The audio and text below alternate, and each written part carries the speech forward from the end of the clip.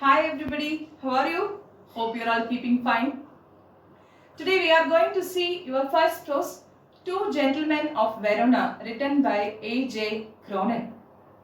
Generally, every prose carries a good moral, and this prose also carries a good moral, that is humanity. At present, we are all talking about it much.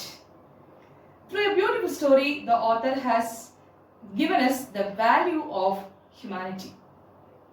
In this lesson, A.J. Cronin, he himself is the narrator of the entire story. Let us see the story.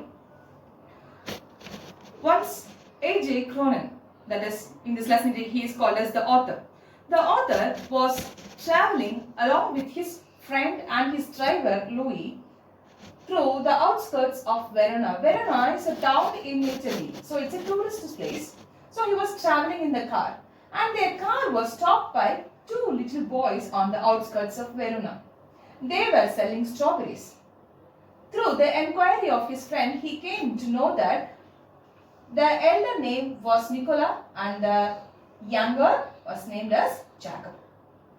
By looking at the appearance of the boy, the driver did not like to buy strawberries. So he told the author, "Let us not buy it. Good things is available in Verona." But the author had a strange attraction for the boys, and so they bought the biggest basket from the boys and they left the place. And this was the first encounter between the author and the two boys. After reaching Verona, the next morning, the author came out of the hotel, and to his surprise, he found the same two boys involved in a brisk business of shoe shining. Out of curiosity, he wanted to talk to the boys, but they were doing a very fast and brisk business, so he waited for some time for the business to get slackened.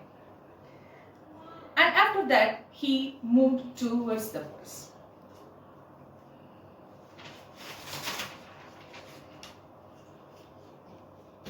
"Hi, Nicola."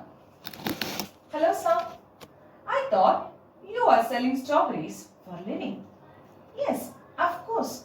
We do many things, sir. We also take the tourists around the town and we show many places." "Is it so? Okay, take me then." "Sure, sure." The author seemed to be a kind person. He understood the intention of the small boy because he wanted to serve as a guide. So he was very happily accepting the boy's offer. So the following week, the boy took the author and his friend to various places. Whatever they needed, they gave in time. If he wanted American cigarettes or ticket for opera or any other places, the boys took the author on time and he was very happy with them. Initially, the author thought that the boys were artless, that is, they are not well experienced. But even then, when the days passed by, he understood the boys were very actively participating in guiding them well.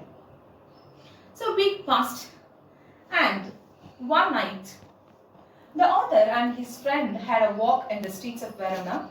By that time, he came across these two small boys sleeping on the stone pavement where Nicola was sitting upright and Jacopo leaning upon his shoulders, and he found a bundle of newspapers nearby them. The author could not stop talking to Nicola, so he asked, "Nicola, why are you out so late at night?" "Sir, the bus from Padua comes late at night, and if we could sell all these newspapers, we will go home." "Oh."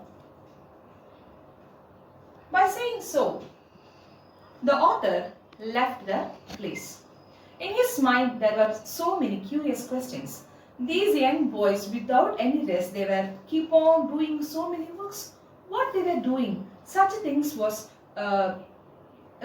such questions were arising in his mind.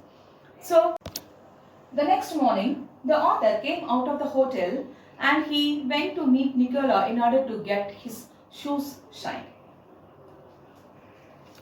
And he was very curious and he asked Nicola, "Nicola, you seem to do a lot of business and earn good money, but I have not seen you spending any money on food or cloth. What do you do, Nicola?" Nicola. But Nicola did not answer his question. He kept quiet and felt shy. So the author continued, I think you are saving money to emigrate to States. Emigrate to States? Oh, that sounds a nice idea, sir. But we have some other plan. What plan? But Nicola did not answer once again. So the author did not include and he continued. Okay, Nicola, I will be moving from here on Monday. If you need any help, sure, I will help you. By that time, Jacopo jumped into the scene and he asked, Sir, you seem to be so kind. Could you please drop us in Poleto? Poleto? Yes, sir. It is situated 30 kilometers away from this Verona. Every Sunday, we used to hire bicycle and go there. Since you are very kind, could you please drop us in your car? Oh, sure, Jacopo.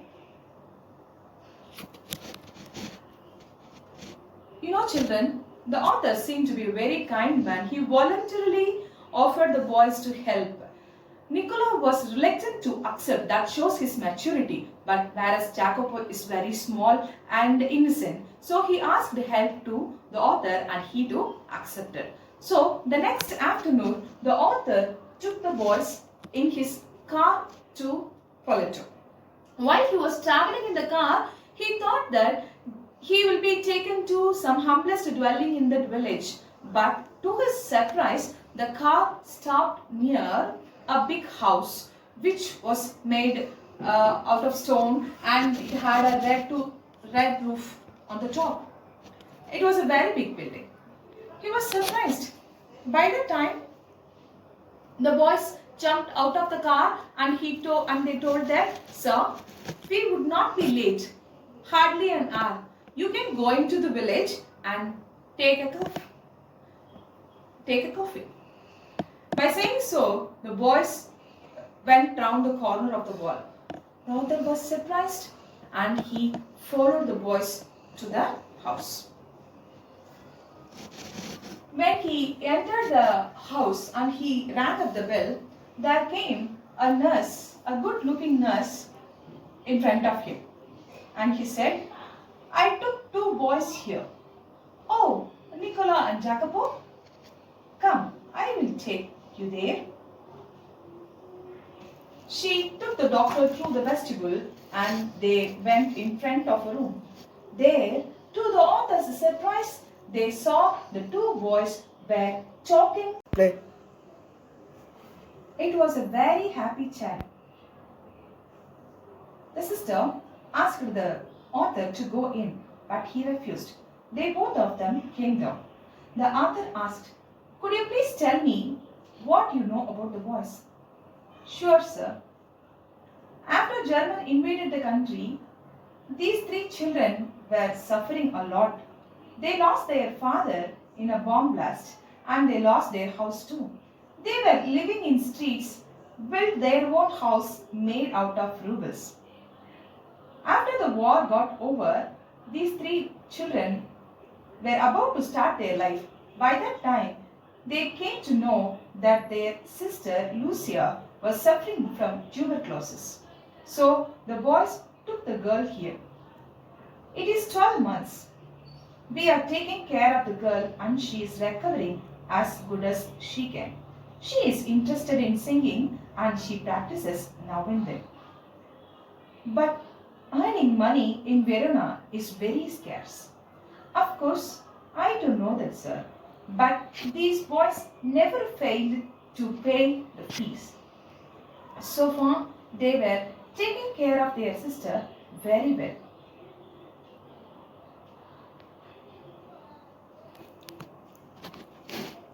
After listening to the story of the boys, the author moved down and he was waiting. The 2 boys came back and they moved back to Verona. But all through the way, the author did not even speak a single word to the boys, and the boys too were keeping quiet as if they were maintaining their secret well. With this, the story was winded up. What did we understand? The children, though they were very small, they had very high emotion of humanity. Their own sister, they were safeguarding very well. And the author also seemed to be a very kind and gentleman who was helping the children to maintain their secret. He did not interpret them at any time. Just he happened to know about them. That's all. Dear children, through this lesson, the moral of this lesson, we understood we have to help and support each other at any time of crisis of each other, so that humanity life lives in the society. So thank you so much for your patient listening.